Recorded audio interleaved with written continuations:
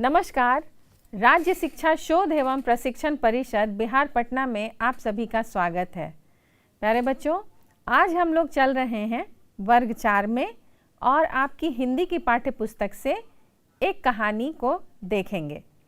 बच्चों, हमारे भारत देश में बहुत सारे ऋषि मुनि महात्मा हुए हैं और इन लोगों के द्वारा जीवन जीने के लिए बहुत सारे मार्ग बताए गए, उपदेश दिए गए, बहुत सारे तरीके बताए गए।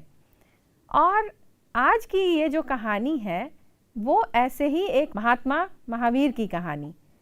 इन्होंने अपने तपोबल के द्वारा बहुत सारी सिद्धियां प्राप्त की थी और इन्हें एक पारलौकिक ज्ञान भी हुआ था, जिसके द्वारा ये लोगों का मन, विचार और कर्म को शुद्ध बनाने की कोशिश करते थे। बच्चों, आज जो कहानी है ये ऐसी ही एक प्राचीन कहानी है जिसमें आप देखेंगे कि किस तरह से एक कठोर हृदय का आदमी भी उनके वचनों के द्वारा, उनके कर्म के द्वारा कैसे सही रास्ते पर आ जाता है, यानी कि उसका भी हृदय परिवर्तन हो जाता है। बच्चों, चलिए आज हम लोग देखते हैं ऐसे ही एक संत महात्मा की कहानी, भगवान महावीर के बारे में, और उनके द्वारा दी गई शिक्षा और उनके द्वारा जो एक बुरे मनुष्य का भी जो हृदय परिवर्तन हुआ उसको भी हम लोग आज इस कहानी में देखेंगे।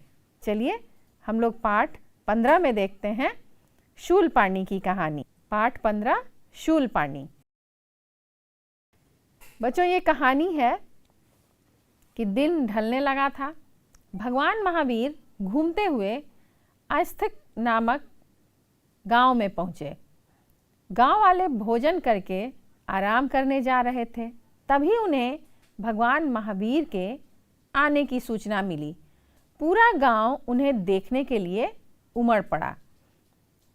भगवान महावीर बहुत प्रसिद्ध थे। ये जैन धर्म के प्रवर्तक भी थे। बच्चों, जब लोगों ने इनके बारे में सुना तो वो इनसे मिलने तुरंत वहाँ आ गए। भगवान महावीर जिस जगह ठहरे हुए थे वहीं शूलपाणी नाम का एक राक्षस रहता था। वह अपने हाथ में शूल जैसा एक नुकीला हथियार रखता था। शूल का अर्थ क्या है बच्चों? ये एक भाला होता है। इसी कारण इसका नाम शूलपाणी पड़ गया। पाणी का अर्थ क्या होता है बच्चों? हाथ, है ना? हाथ में भाला रखने वाला। उसके पास कौशिक नाम का एक विषैला सांप था। भगवान महावीर एक पीपल के पेड़ के नीचे बैठ गए। थोड़ी ही देर में वहाँ सारा गांव इकट्ठा हो गया भगवान महावीर की बात सुनने के लिए, क्योंकि सभी लोग देख चुके थे कि भगवान महावीर आए हैं और सब लोग उनके दर्शन करने के लिए, उनकी बातें सुनने के लिए वहाँ आ चुके थे। चलिए देखिए, बातचीत खत्म होने पर भगवान महावीर ने लोगों से अपने अपने घर जाने के लिए कहा, पर वे अपनी जगह से हिले तक नहीं। गांव वालों ने उनसे भी गांव में चलने के लिए कहा और गांव के मुखिया बोले, प्रभु, यहाँ एक राक्षस रहता है। वह बहुत निर्दयी है। जो भी रात में इधर से गुजरता है वह उसे मार डालता है। मुखिया जी ऐसा बोल रहे थे। अब देखिए आगे। भगवान महावीर उनकी बात सुनकर मुस्कुराए और बोले, तुम मेरी चिंता मत करो, वह मेरा कुछ नहीं बिगाड़ पाएगा। इतना कहकर वे ध्यान लगाकर बैठ गए। गांव वाले दुखी मन से लौट आए। कुछ समय बाद अंधेरा हो गया। शूलपाणी बाहर से लौटा। उसने भगवान महावीर को उपवन में देखा। वह उन्हें जान से मारने की धमकी देने लगा। अब भगवान महावीर पर इसका कोई प्रभाव नहीं पड़ा।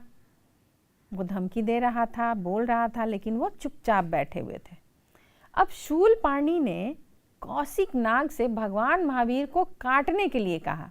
कौशिक फुफकारता हुआ भगवान महावीर की ओर जा बढ़ा। तभी भगवान महावीर ने शांत भाव से कहा, कौशिक, जरा सोचो, तुम क्या करने जा रहे हो? ऐसा करने से तुम्हें क्या मिलेगा? भगवान महावीर की बात सुनकर सांप जहाँ का तहाँ रुक गया। शूलपाणी को बहुत गुस्सा आया। वह चिल्लाया, कौशिक तुम रुक क्यों गए? अब मैं स्वयं इसे मारूंगा। देखिए फिर क्या हुआ। शूलपाणी ने अपना शूल उठाया। जैसे ही उसने भगवान महावीर पर आक्रमण करना चाहा, कौशिक नाग ने उसे ही डस लिया। अब शूलपाणी धड़ाम से जमीन पर गिर पड़ा और तड़पने लगा। उसे तड़पता देख भगवान महावीर को बहुत दुख हुआ। उन्होंने कहा, शूलपाणी घबराओ मत, मैं अभी जड़ी बूटी लाकर तुम्हारा उपचार करता हूँ। भगवान महावीर जंगल की ओर निकल गए। शूलपाणी ने तो सांप को भेजा था, लेकिन उनकी जो अलौकिक शक्तियाँ थीं वो शायद जीव जंतु भी उनकी भाषा समझ रहे थे।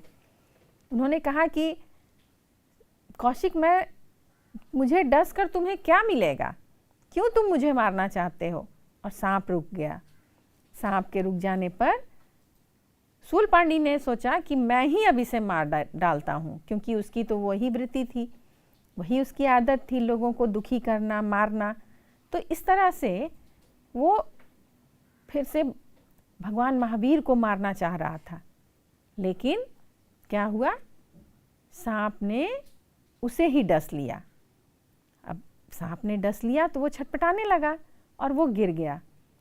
तो ये जो भगवान महावीर थे, जो इनकी प्रवृत्ति थी दया करने की, लोगों की सेवा करने की, तो वो दुखी हो गए उसे देखकर और उन्होंने तुरंत उसके उपचार करने की सोची कि उसका उपचार कर दिया जाए, उसे ठीक कर दिया जाए। वो जंगल की ओर भागे कि जल्दी से जड़ी बूटी लाकर सांप का जो जहर है उसे उतार दिया जाए और ये ठीक हो जाए। अब देखिए फिर आगे क्या होता है। चलिए, जड़ी खोजकर जब वे लौटे तो गांव के बहुत से लोगों को वहां पाया। भगवान महावीर ने जड़ी बूटी घिसकर शूलपाणी का उपचार करना शुरू किया। कुछ ही देर में शूलपाणी स्वस्थ हो गया। वह उठकर भगवान के चरणों में गिर पड़ा और बोला, प्रभु मुझे क्षमा कर दीजिए, मुझे अपना शिष्य बना लीजिए, मैं अब किसी को नहीं सताऊंगा। बच्चों, देखा आपने कि दया जो है वो दूसरों के प्रति दया करना, वो दूसरों के हृदय को भी बदल देता है। तो भगवान महावीर ने जब उस राक्षस पर भी दया किया तो उस राक्षस ने ज़रूर सोचा होगा कि मैं तो इनका बुरा करना चाह रहा था, मैं तो इन्हें मारने जा रहा था और इन्होंने मुझे मरता देखकर मेरा उपचार किया और मुझे जीवित बचाया। तो उसे बहुत पछतावा हुआ, उसे आत्मग्लानि हुई कि नहीं, ये मैं गलत कर रहा था, और तुरंत वो उनके चरणों में गिर पड़ा और उसने उनसे कहा कि आप मुझे अपना शिष्य बना लीजिए, मैं अब इस तरह के काम नहीं करूँगा।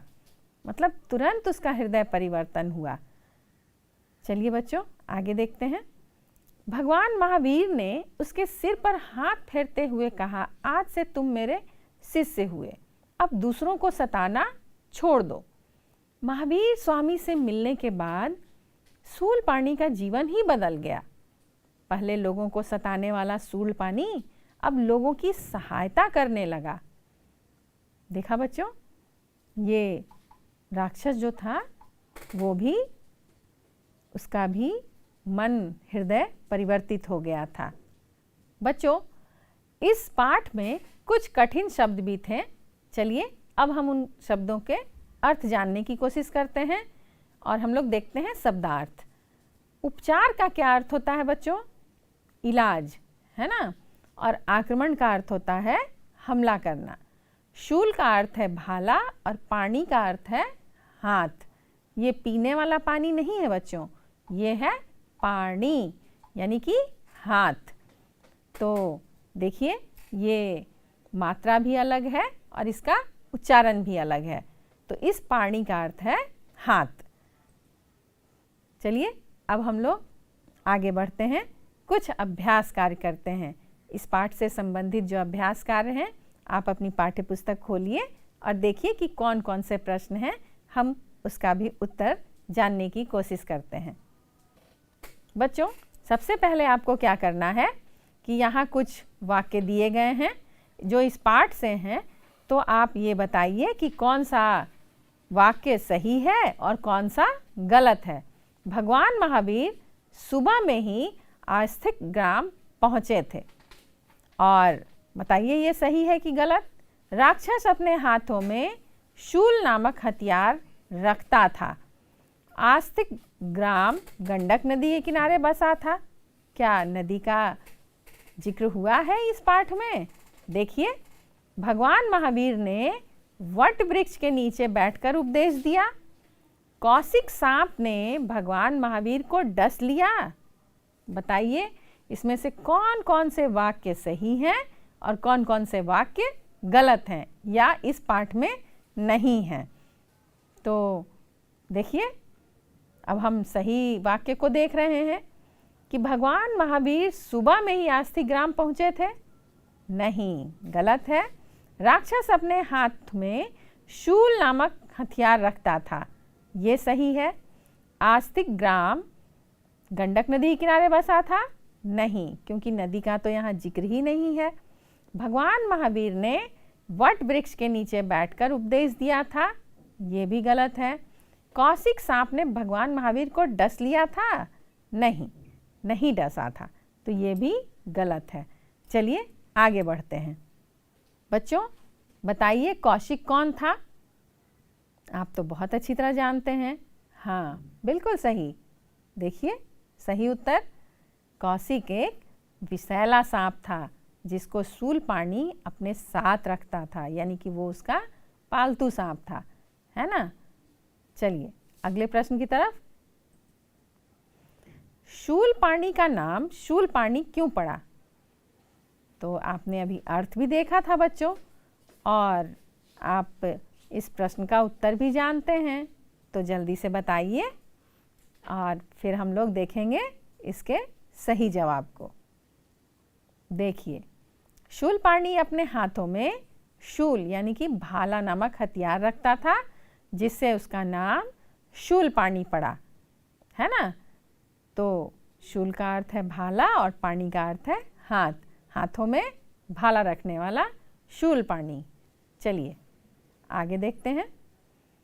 भगवान महावीर ने शूलपाणी को कैसे बचाया? हाँ, ये तो प्रश्न जो है आप जानते हैं। बताइए, अभी आपने देखा भी है कि उन्होंने क्या किया था, कैसे उसे बचाया, वो कहाँ गए थे क्या लाने। बिल्कुल सही, और सही उत्तर को भी हम लोग देखेंगे अभी। भगवान महावीर ने शूलपाणी को जड़ी बूटी से उपचार करके बचाया, बिल्कुल सही। चलिए अगले प्रश्न की तरफ। गांव वालों ने भगवान महावीर को गांव में चलने के लिए क्यों कहा? आप बता सकते हैं? हाँ, अगर आपको कहानी याद होगी तो आप जरूर इसका उत्तर जानते हैं। चलिए देखिए सही उत्तर क्या है। जिस मठ में भगवान महावीर टिके थे उसमें शूलपाणी नामक क्रूर राक्षस रहता था, जो लोगों को रात में मार देता था। इसलिए गांव वालों ने उन्हें गांव में चलने को कहा था। मतलब गांव वाले नहीं चाहते थे कि ये खतरे में पड़े, इसीलिए। चलिए आगे देखते हैं। कौशिक सांप ने शूलपाणी को क्यों डस लिया? बच्चों, सांप को भगवान महावीर ने कुछ कहा था, क्या सांप समझ गया था और उसे लगा कि ये जो महात्मा हैं ये तो बता रहे हैं कि किसी को मारने से क्या मिलने वाला है ना। तो आप क्या लिखे हैं बच्चों? देखते हैं इसका सही जवाब क्या है। कौशिक सांप भगवान महावीर की मधुर वाणी सुनकर समझ गया था यह कोई साधारण व्यक्ति नहीं है, फिर निर्दोष को सताना भी तो नहीं चाहिए। जब सांप ने देखा कि शूलपाणी भगवान को मारने जा रहा है तो उस दुष्ट को सजा देने के लिए ही उसे काट लिया होगा। हाँ, ये है सही जवाब। चलिए अगले प्रश्न की तरफ। भगवान महावीर ने गांव वालों को क्या उपदेश दिया होगा? तो आप जानते हैं बच्चों कि भगवान महावीर सत्य और अहिंसा के पुजारी थे। वो सत्य और अहिंसा को ही अपना धर्म मानते थे।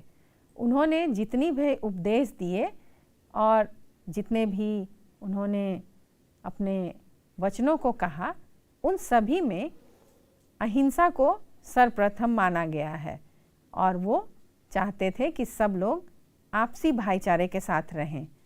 तो उन्होंने जो उपदेश दिए होंगे वो ये रहे होंगे। देखिए, भगवान महावीर लोगों को परोपकार का, दूसरों पर दया करने का तथा पीड़ित लोगों की सेवा करने का उपदेश उन्होंने दिया होगा, क्योंकि दया से ही क्या होता है बच्चों, किसी के हृदय को परिवर्तित किया जा सकता है, जैसा कि उन्होंने शूलपाणि के साथ किया था। चलिए आगे देखते हैं। भगवान महावीर से मिलने के बाद शूलपाणि के जीवन में क्या बदलाव आया और क्यों? बताइए बच्चों कि जब आप कष्ट में होते हैं, कोई आपके लिए अच्छा करता है, तो आप उसके लिए कैसा सोचते हैं? हाँ, आप उसके प्रति अपने मन में बुरे विचार नहीं ला सकते हैं। तो चलते हैं, हम लोग देखते हैं इसका सही जवाब क्या है। भगवान महावीर से मिलने के बाद शूलपाणि लोगों को मदद करने लगा, क्योंकि उसे भगवान ने अपना शिष्य बनाकर परोपकार का सीख दिए होंगे, है ना? हाँ, तो वो तो उनका अनुयायी बन गया था। चलिए अगले प्रश्न की तरफ चलते हैं। शूलपाणि कहानी के लिए कोई 2 शीर्षक बताएं। यह भी बताइए कि आपने यह शीर्षक क्यों चुना। क्या आपके मन में इसके अलावा कोई और शीर्षक आ रहा है? तो आप लिखिए बच्चों, और हम देखते हैं कि हमने क्या लिखा है। देखिए, हमने इस कहानी के 2 और शीर्षक सोचे हैं, हो सकते थे, जैसे दया सागर और हृदय परिवर्तन। तो दया सागर हमने क्यों नाम रखा? क्योंकि भगवान महावीर ने शूलपाणि को दुखी देख वो द्रवित हो उठे और उसका उपचार और रक्षा करने के लिए उन्होंने तुरंत कोशिश शुरू कर दी। इसलिए कहा गया जा सकता है कि भगवान महावीर दया के सागर थे। हृदय परिवर्तन इसलिए रखा है हमने कि भगवान महावीर के संपर्क से क्रूर, निर्दयी, पापी और हत्या करने वाला शूलपाणि बदल गया, परोपकारी बन गया, अर्थात उसका हृदय परिवर्तित हो गया। पहले वो हत्या करता था, लोगों को दुख देता था। तो हृदय परिवर्तन भी इस पाठ का शीर्षक हो सकता था। इसी तरह आपने भी कुछ शीर्षक सोचा होगा, तो आप लिखिए और हम चलते हैं अगले प्रश्न की तरफ। बच्चों, अब यहाँ जो वाक्य दिए गए हैं वहाँ एक रंगीन शब्द है और उसी का उल्टा जो शब्द होगा, यानी उसका जो विपरीतार्थक शब्द होगा, उससे उस खाली जगह को पूरा करके आप इस वाक्य को पूरा कर सकते हैं। और ये जो वाक्य हैं आपके पाठ से ही लिए गए हैं। तो देखिए, शूलपाणि बहुत निर्दयी था, तो निर्दयी का उल्टा क्या होगा आप भरिए। और भगवान महावीर बहुत खाली जगह थे, निर्दयी का उल्टा आपको भरना है वहाँ। घर के अंदर अंधेरा था, अंधेरा जो है शब्द उसका उल्टा आपको भरना है, लेकिन बाहर खाली जगह था, इस खाली जगह में आपको अंधेरा का उल्टा शब्द भरना है। तुम इतने खाली जगह क्यों हो, शांत हो जाओ। तो शांत का खाली उल्टा जो है यहाँ खाली जगह में भरिए। शूलपाणि स्वस्थ हो गया और अब वह खाली जगह लोगों की सेवा करने लगा। स्वस्थ का जो उल्टा है वो इस खाली जगह में भरिए। बच्चों देखिए, हमने इसके सही जवाब को लिखा है। क्या आपने भी वही लिखा है? चलिए देखिए, शूलपाणि बहुत निर्दयी था और इसका निर्दयी का उल्टा है दयालु, और भगवान महावीर बहुत दयालु थे। घर के अंदर अंधेरा था लेकिन बाहर उजाला, यानी अंधेरा का उल्टा उजाला। तुम इतने अशांत क्यों हो? अशांत का उल्टा होगा बच्चों शांत। शांत हो जाओ। शूलपाणी स्वस्थ हो गया, स्वस्थ है सही, और इसका उल्टा क्या है? अस्वस्थ। और अब वह अस्वस्थ लोगों की सेवा करने लगा।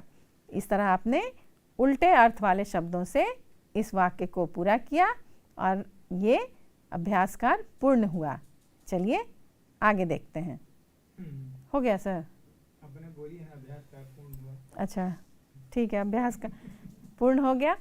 बच्चों आज आपने जो कहानी देखी इसमें भगवान महावीर के जीवन से संबंधित ये कहानी थी। इसी तरह की और भी बहुत सारी कहानियाँ हैं जिसे आप अन्य जगहों से पढ़ सकते हैं। बच्चों आज आपने इस कहानी में कुछ कठिन शब्द भी देखे, कुछ अभ्यास कार्य भी किए, कुछ व्याकरण वाले शब्दों को भी आपने बनाया, विपरीतार्थक शब्द। बच्चों इसी तरह से आप और भी प्रेरणादायक कहानियों को पढ़ते रहिए और ऋषि मुनियों महात्माओं से संबंधित जीवनियों को भी जरूर पढ़िए। भगवान महावीर ने एक ही उपदेश दिया जो बहुत ही ज़्यादा प्रचलित है कि जियो और जीने दो। इस सिद्धांत पर उन्होंने पूरे जीवन को चलाया। लोगों से प्रेम करना, परोपकार करना और लोगों की सेवा करना, इसे ही उन्होंने अपना धर्म समझा और लोगों को इसी का वो उपदेश देते रहे। जियो और जीने दो के सिद्धांत पर आधारित ये जो कहानी थी आपने बहुत ही ध्यान से सुनी और बहुत मज़ा आया होगा आपको। बच्चों आज की कक्षा में इतना ही। हम लोग फिर मिलेंगे एक नए विषय के साथ और बहुत सारी जानकारियों के साथ। तब तक के लिए नमस्कार।